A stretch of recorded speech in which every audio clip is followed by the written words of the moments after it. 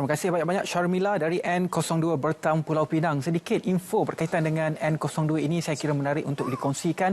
Ini adalah kali pertama Ketua UMNO bahagian Kepala Batas Datuk Seri Rizal Marikan bertanding untuk kerusi DUN selepas 3 kali berturut-turut bertanding di kerusi Parlimen. Jadi bekas Ketua Penerangan Pemuda UMNO juga pernah menyandang pelbagai jawatan tertinggi di Kabinet, dan ini merupakan salah satu pertandingan 1 lawan 1 yang akan bertanding bersama dengan Khalid Mehtab daripada Parti Perikatan Nasional PN. Jadi kita teruskan perbincangan pada kali ini. Saya kira Ismail dan juga Zaleha akan bersama dengan anda. Ada 2 tetamu baru untuk mengupas berkenaan dengan PRU DUN yang ke-15. Ismail, Zaleha, silakan. Okey, terima kasih Ridwan. Kali ini kita mendapat perspektif berbeza daripada 2 panelis yang berbeza bersama dengan kita Profesor Dr. Awang Azman Awang Pawi dan juga Dr. Sharifah Shahira Said Sheikh dari Universiti Politek Malaysia. Terima kasih Dr. Sharifah dan Dr. Azman bersama kami. Tadi Ridwan menyatakan dan juga membawa gambaran dari Pulau Pinang. Di Bertam juga cukup menarik. Datuk Rizal Marikan akan menentang Khalid Mehtab, dan juga isu yang bermain di Pulau Pinang sebenarnya banyak dibangkitkan ya sebelum penamaan calon tempoh hari. Pengguguran Timbalan Ketua Menteri Pulau Pinang daripada penamaan calon dan juga pendirian DAP dalam perihal dan juga perkara ini. Maka isu-isu parti dan juga isu-isu setempat ini menjadi perbualan juga di Pulau Pinang. Apa mungkin ini akan membawa indikator kepada keputusan yang akan berlaku di Pulau Pinang nanti? Okey. Yang pertama kita perlu lihat dalam konteks Pulau Pinang dari segi politik mereka, kalau dilihat cara luaran agak stabil dan tidak banyak dibicarakan di luar. Tetapi menjelang Pilihan Raya Negeri sudah tentu pelbagai isu dicetuskan sama ada oleh pihak luar maupun pihak dalaman sendiri. Isu mengapa Lee Kuan Eng bertanding di DUN, yang kedua isu calon Ketua Menteri Pulau Pinang, kemudian isu pengguguran calon-calon. Ini merupakan perkara yang lazim berlaku dalam mana-mana parti politik. Namun kita perlu ingat, dalam pilihan raya negeri, isu yang lebih dominan ialah isu negeri, isu setempat. Jadi masalah-masalah setempat, isu krisis dalaman masyarakat setempat, memang akan memberikan sentimen kepada pengundi untuk mereka membuat keputusan. Tapi dalam konteks budaya politik di Pulau Pinang, kita lihat nampaknya kekuatan parti itu lebih mendominasi isu-isu yang baru muncul ini. Misalnya DAP, walaupun ada yang keluar DAP, tapi akhirnya khususnya pengundi Cina, mereka akan terus bersama dengan DAP.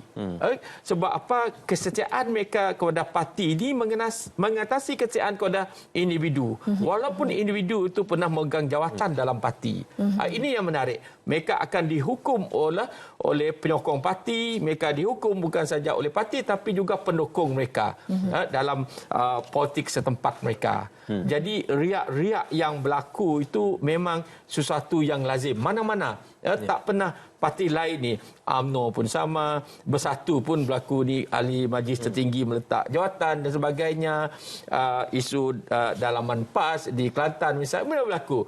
Tapi saya kira bagi yang mendukung ideologi parti, mereka lebih melihat kepada keutamaan parti. Itu yang satu. Yang kedua, kita dapat lihat bahawa apa yang berlaku dekat Pulau Pinang, saya kira itu juga mencerminkan demokrasi, kematangan berpolitik. Mereka bebas untuk bersuara, menyatakan sentimen mereka, ketidakpuasan mereka. Akhirnya mereka serah kepada pengundi.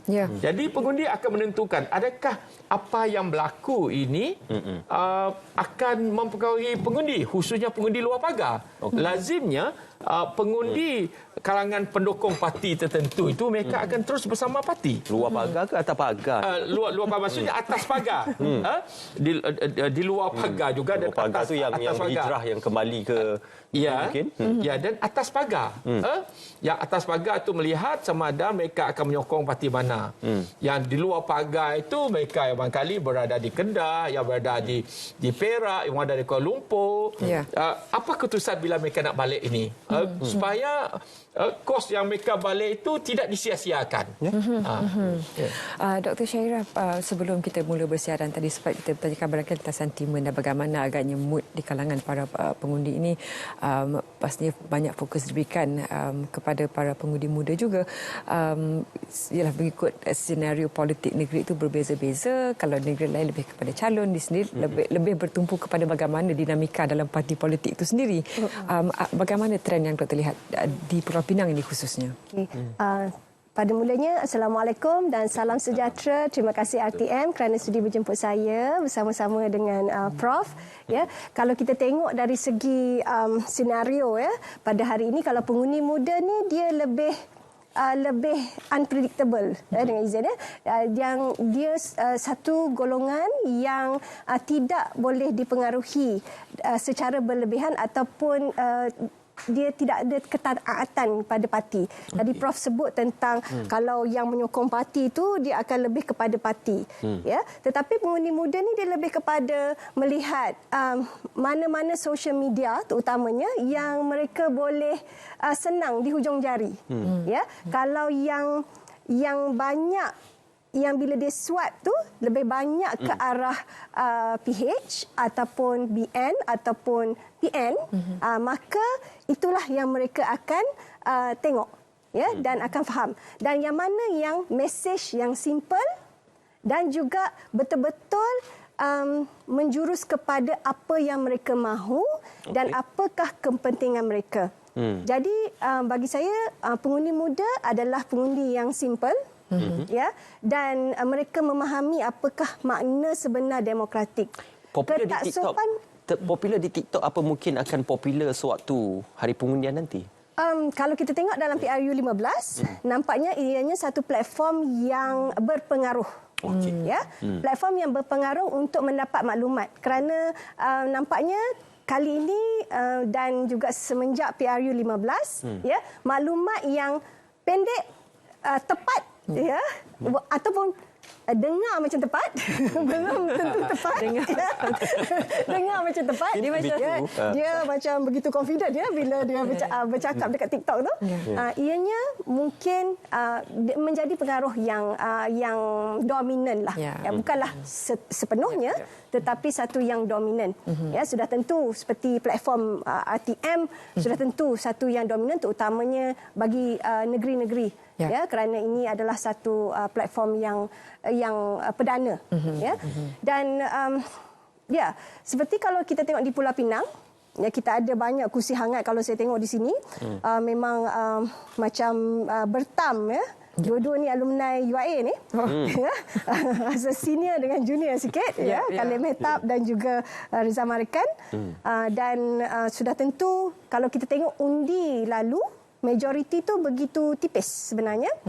Iaitu kalau tengok majoriti di N2 bertam pada PRU ke-14 adalah 217. Jadi macam-macam boleh berlaku. Ya.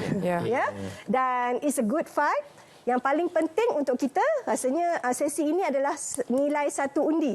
Nampak begitu besar nilai undi di bertam. Kalau di pindang tunggal 127. Slim majority. Ini bermakna memang satu undi itu adalah amat penting dan pastikan balik mengundi. Apa juga boleh terjadi dalam perihal kita bercerita ketidaktentuan dan ketidakpastian pilihan yang akan dibuat oleh pengundi muda ataupun anak-anak muda ini. Kita ada juga perkongsian daripada sahabat-sahabat kita di beberapa lokasi yang lain bersama dengan Syuhaidah pada ketika ini. Silakan Syuhaidah untuk kita membawakan, kerana kita sudah pun mendapat isyarat daripada rakan-rakan dan juga sahabat-sahabat kita untuk melaporkan dari lokasi-lokasi yang terpilih. Silakan Syuh. Okey, baik. Terima kasih.